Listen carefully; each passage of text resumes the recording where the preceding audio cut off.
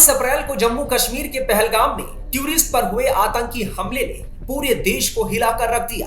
खूबसूरत वादियों के लिए मशहूर बैसारन घाटी में आतंकियों ने मौत का नंगा खेल खेला।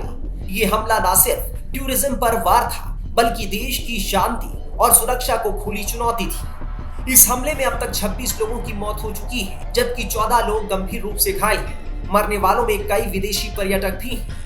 इस हमले की जिम्मेदारी पाकिस्तान में मौजूद आतंकी संगठन लश्कर-ए-तैयबा के front group the resistant front TRF ने ली है। इस हमले के पीछे सैफुल्लाह खालिद का हाथ होने की बात निकलकर सामने आ रही है। हमले के पीछे जिस आतंकी का नाम सामने आया है, वो लश्कर का डिप्टी चीफ सैफुल्लाह खालिद है। इसे सैफुल्लाह कसूरी भी कहा जाता है। ये वही आतंकी है जो भारत में कई बड़े हमलों में शामिल रहा है और हाफिज सईद का बेहद करीबी माना जाता है। सैफुल्लाह की ताकत का अंदाजा इसी से लगाया जा सकता है कि पाकिस्तान में सेना के अफसर भी इसके स्वागत में फूल बरसाते हैं। वो हमेशा लग्जरी गाड़ियों से चलता है और उसकी सुरक्षा में भारी हथियारों से लैस आतंकी रहते हैं। वो पाकिस्तानी सेना को भारत के खिलाफ भड़काने में लगा रहता है। यहाँ ग्राउंड जीरो की स्थिति ये है कि आप देख सकते हैं कि कितने घने जंगल है और इन्हीं घने जंगलों के भीतर आतंकवादी छुप जाते हैं और फिर वो निशाना बनाते हैं। कई जगहों पर हमने देखा जम्मू और कठुआ के इलाकों में सुरक्षा बलों को निशाना बनाया जाता है और यहाँ पहलगाम की बैसरन वैली में पर्यटक जो घूमने के लिए यहाँ पे आए थे, उनको कल दोपहर के बाद आतंकवादियों ने अपना निशाना बनाया, अंधाधुंध गोलियां चलाई उन पर और जिसके कारण जो है 27 पर्यटकों की मौत हुई है। उसके साथ साथ 12 से 16 पर्यटक जो है वो गंभीर रूप से घायल है, उनका इलाज चल रहा है। ग्राउंड जीरो पर भारतीय सेना के जो पैरा कमांडोज है और उसके साथ साथ जम्मू कश्मीर पुलिस की जो स्पेशल ऑपरेशन ग्रुप के जवान है, वो इस आतंक विरोधी अभियान में जुड़े हुए हैं। और कल देर में जब रेस्क्यू एंड इवैक्यूएशन ऑपरेशन चलाया गया तो इसी रास्ते का इस्तेमाल किया गया और आप स्थिति देख सकते हैं कि कितना कठिन ये रास्ता है जो कि बैसरन वादी की तरफ जाता है और इसी कठिन रास्ते से भारतीय सेना के जवानों को, जम्मू कश्मीर के पुलिस के जवानों को रेस्क्यू करना पड़ा और वो जो घायल पर्यटक है उनको यहाँ से निकालना पड़ा। तो काफ़ी कठिन परिस्थितियाँ हैं, टेरेन काफ़ी डिफिकल्ट है, इसके साथ साथ घने जंगल है और इन्हीं घने जंगलों का फ़ायदा उठाकर आतंकवादी घात लगाकर जो है वो हमला करते हैं। इस बार पर्यटकों पर हमला किया जो कि जिसकी कड़े अल्फाजों में पूरे कश्मीर घाटी के अंदर जो है वो निंदा की जा रही है। फिलहाल सुरक्षा बलों का इन आतंकवादियों के खिलाफ बैसरन की इस वादी में जो है लगातार ऑपरेशन जारी है। वहीं पहलगाम में हुए आतंकी हमले के बाद प्रधानमंत्री नरेंद्र मोदी सऊदी यात्रा बीच में ही छोड़कर आज सुबह वापस भारत लौट आए। आते ही उन्होंने एयरपोर्ट पर ही NSA डोभाल और विदेश मंत्री एस जयशंकर से बैठक कर हमले की जानकारी दी। तस्वीरों में PM मोदी और अजीत डोभाल को साथ देखा जा सकता है। दोनों के बीच कुछ बातचीत हो रही है। सवाल है कि क्या PM मोदी ने एयरपोर्ट पर ही डोभाल को पाक पर बड़े एक्शन का इशारा कर दिया था। PM मोदी आज पहलगाम हमले को लेकर एक हाई लेवल बैठक करेंगे। इससे पहले उन्होंने आतंकी हमले की निंदा करते हुए कहा था कि आतंकियों का शैतानी एजेंडा पूरा नहीं होगा। जो भी इस घटना के पीछे है, उन्हें न्याय के कटघरे में लाया जाएगा। वहीं इस कायराना आतंकी हमले के बाद घाटी में आतंकियों के खिलाफ कठोर से कठोर एक्शन लेने की बात हो रही है। दुर्भाग्यपूर्ण घटना थी, लेकिन एक अजीब घटना थी। अजीब इसलिए कि 2000 में जो छत्तीस सिंहपुरा में एक मास मैसेकर हुआ था सिख लोगों का, जिसमें 36 सिख मारे गए थे, उसके बाद में ऐसा मास मैसेकर लोगों का जो नागरिक है उनका पहली बार हुआ है। इसके पहले भी कश्मीर में काफ़ी आतंकवादी घटनाएं हुई है, लोगों के ऊपर, सुरक्षा दलों के ऊपर में गोलियों की बौछार हुई है, बम फुटाए हैं, उसके बाद में आत्मघाती हमले हुए हैं, लेकिन ऐसा हमला कभी नहीं हुआ। और इस बार की दूसरी खासियत यह है कि लोग कहते हैं कि इस बार इन्होंने धर्म पूछा कि आप हिंदू हो या मुसलमान हो और बाजू करके मारा। तीसरी बात यह है कि इस बार इन्होंने किसी औरत को नहीं मारा, सिर्फ आदमियों को मारा हुआ है। अब बात ऐसी है कि ये हुआ क्यों है। तो मेरे ख्याल से आज तक 2000 में जब से आर्टिकल 370 निकल गया है, उसके बाद कश्मीर में शांतता थी। इसके बाद 3 बड़ी घटनाएं हुई गए 10-15 दिन में। पहली घटना ये थी कि पाकिस्तान के जो लश्कर प्रमुख थे या सेनाध्यक्ष थे हसीम मुनीर, उन्होंने कहा था कि कश्मीर ये हमारी जुगुलर वेन है, इसको हम स्वतंत्र करके ही रहेंगे। ये पहली घटना थी। दूसरी घटना थी कि यहाँ पर अमेरिकन वाइस प्रेसिडेंट आए हुए थे वांस ट्रेड पैक करने के लिए, और आज तक का ये इतिहास है कि जब कभी भी कोई इम्पोर्टेंट आदमी या वीआईपी किसी अच्छे काम के लिए या भारत के हित के काम के लिए भारत में आता है, उस समय टेररिस्ट हल्ला कर देते हैं।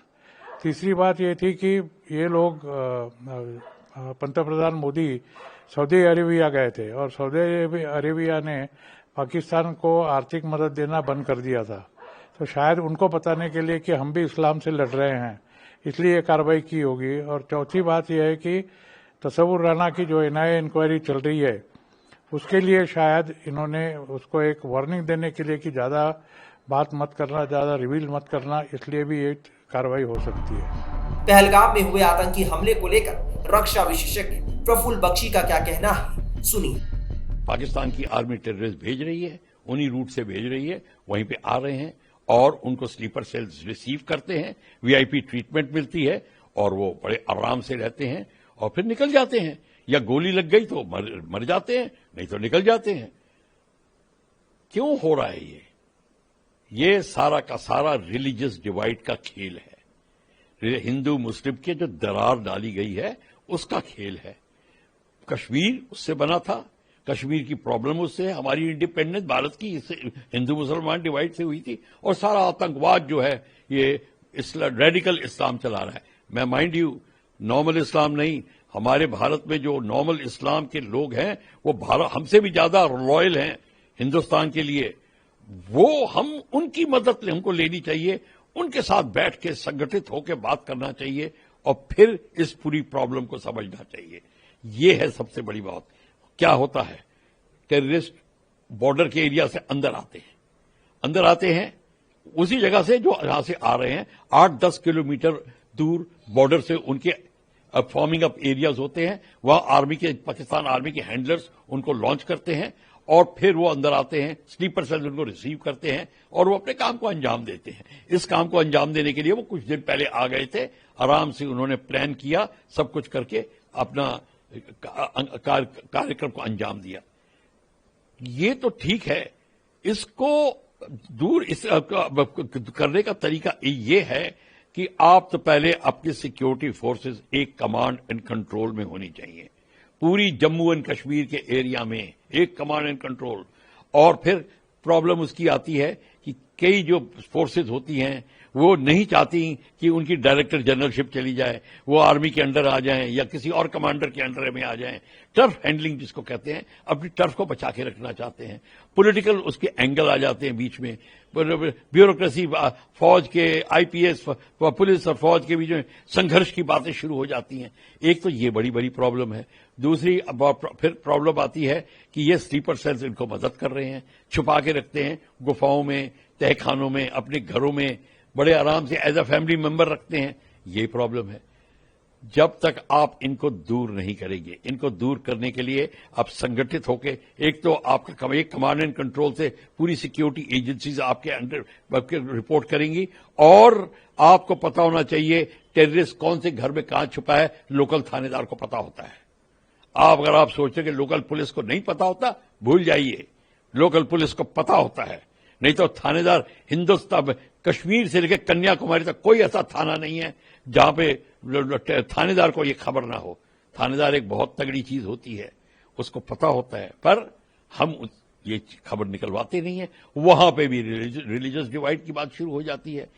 हमारे कई सारी ये बीमारी को दूर करने के लिए एक तो मैंने ये आपको 2 तरीके बताए, और फिर जो आपके जो जितने एरिया जहां से वो फॉर्म अप होके अंदर आ रहे हैं उन पे आप इमीडिएट स्ट्राइक करिए। सर्जिकल स्ट्राइक करके घर वापस नहीं आना, सर्जिकल स्ट्राइक करके वहां पे उनको ऑक्यूपाई करना, जगह को, वो 8-10 जगहों को ऑक्यूपाई कर लीजिए। और फिर देखिए जो हैंडलर्स हैं, जो पाकिस्तानी के जो अंदर घुसवाने की कोशिश कर रहे हैं फोर्सेस, वो पीछे चली जाएंगी और एंट्री खत्म और कम होने लग जाएगी, वो डिफेंसिव पे आ जाएंगे। हम ये नहीं करते। हमारे पास मल्टी बैरल रॉकेट लॉन्चर्स हैं, अटैक हेलीकॉप्टर्स हैं, मीडियम आर्टिलरी है, लाइट वेपन्स है, सब कुछ है, ड्रोन्स हैं। आपको उनको खत्म करने में कितना टाइम लगता है और ऑक्यूपाई करने में कितना टाइम लगता है? पीओके को आपको ऑक्यूपाई करना ही है, वो तो आप कह चुके हो, आपकी तो नीति के अंदर में है। तो ये सारे के सारी चीज जब तक आप नहीं करेंगे तो ये तरीका आप अपनाएं, और फिर यही तरीका होगा, आप धीरे धीरे उनको निकालेंगे। और फिर जितने इस्लामिक तबके के जो लॉयल हैं बंदे, उनका संगठन साथ में होना चाहिए। भारत हमको एक ऐसी बॉडी बनानी चाहिए, उनके साथ मिलकर उनसे एडवाइस लेकर हमें कार्यक्रम करने चाहिए, तब बात बनेगी। पहलगाम आतंकी हमले को लेकर रक्षा विशेषज्ञ शिवाली देशपांडे ने क्या कहा, आइए जानते हैं। द रेजिस्टेंस फ्रंट ये नाम है इस आतंकवादी संगठन का, जो लश्कर तैयबा और हिजबुल मुजाहिदीन का एक ऑफशूट है। और इस टेररिस्ट ग्रुप ने ये घिनौनी हरकत आज पहलगाम में की हुई है। टूरिस्ट को इन्होंने टारगेट किया था। अब इससे ज्यादा गिरी हुई हरकत ये सिर्फ पाकिस्तान के ट्रेंड टेररिस्ट ही कर सकते हैं। अब इन्होंने यहां पर यह हरकत क्यों करी पहलगाम में? देखिए, जो साउथ कश्मीर में ये सारी आतंकवादी हमले होते थे, साउथ कश्मीर में अभी तरक्की हो गई है और साउथ कश्मीर काफी अभी सेफ है, लोगों ने अपनाया है। लेकिन अब ये जम्मू की तरफ आ गए हैं आतंकवादी, और ये जम्मू की तरफ में बहुत सारी आतंकवादी घटनाओं को अंजाम दे रहे हैं। तो कहीं ना कहीं इनको ये समझ में आ गया कि कश्मीर में अभी ये पॉसिबल नहीं है, तो ये लोग जम्मू की तरफ इन्होंने अपना रुख मोड़ा है। एब्रोगेशन आर्टिकल 370 के बाद इन आतंकवादियों को एक डेंट बनाना था इस एब्रोगेशन के बाद, क्योंकि उन्हें ये पता चला कि कश्मीर ये तरक्की कर रहा है, कश्मीर में व्यापारी लोग आ रहे हैं और कश्मीर के जो नागरिक हैं उनको एम्प्लॉयमेंट मिल रहा है। तो ये कैसे हो सकता है? हमारे मंसूबे तो सफल होने चाहिए, ऐसे आतंकवादियों को पाकिस्तान को लगेगा। तो नेचुरली उस चीज को कहीं डेंट करना, और इसीलिए इतने ही बड़े हादसे को अंजाम देंगे हम, तो हमें हमारा जो एम है उसे हासिल करेंगे हम। ये घिनौनी सोच पाकिस्तान की और इन आतंकवादियों की थी। तीसरी चीज, इन्होंने यही मौका क्यों चूज किया? क्योंकि यूएस का वाइस प्रेसिडेंट ये भारत में है, भारत के दौरे पर है। तो जब यूएस का वाइस प्रेसिडेंट ये भारत में है, और तब अगर भारत में ये ऐसी हरकत होगी, तो नेचुरली यूएस का वाइस प्रेसिडेंट ये सोचेगा कि भारत अपने देश की खुद की सुरक्षा नहीं कर सकता, भारत कश्मीर की सुरक्षा नहीं कर सकता। तो फिर भारत ये क्यों क्लेम करता है कि वो अभी राइजिंग पावर है? और स्पेशली ऐसे मौके पर कि जब नरेंद्र मोदी ये देश में नहीं है। तो इनको पता था कि ये दो चीजें हैं। जब देश में एक कोई विदेश का बहुत बड़ा मंत्री आया हुआ है और जब प्रधानमंत्री नहीं है, तब हमने अगर ऐसी हरकत की तो हमको लाइमलाइट मिलेगा, हम लोग हेडलाइन में आएंगे, हमको बहुत अच्छा कवरेज मिलेगा पूरी दुनिया में। तो ऐसी घिनौनी हरकत करने के लिए ही ये आज आतंकवादियों ने ये हमला किया पहलगाम में, बहुत दर्दनाक हमला किया है। और सबसे महत्वपूर्ण चीज कि आतंकवादी कश्मीर में ऐसी हरकतों को अंजाम कैसे देते हैं? इसी वजह से दे सकते हैं कि जो स्लीपर सेल्स है, मतलब जो कश्मीर में रहने वाले, उनको मदद करने वाले, आतंकवादियों को मदद करने वाले कुछ स्लीपर सेल्स हैं, वो उनको पनाह देते हैं। तो इन स्लीपर सेल्स की कमर हमको तोड़नी पड़ेगी, पॉइंट नंबर 1। पॉइंट नंबर 2, अब बहुत हो गया, अब मौका आ गया है कि पाकिस्तान को इस चीज का मुंह तोड़ जवाब दे दे। Once and for all Pakistan का मुंह टोटली बंद कर देना चाहिए, और we call for a very very strong retribution.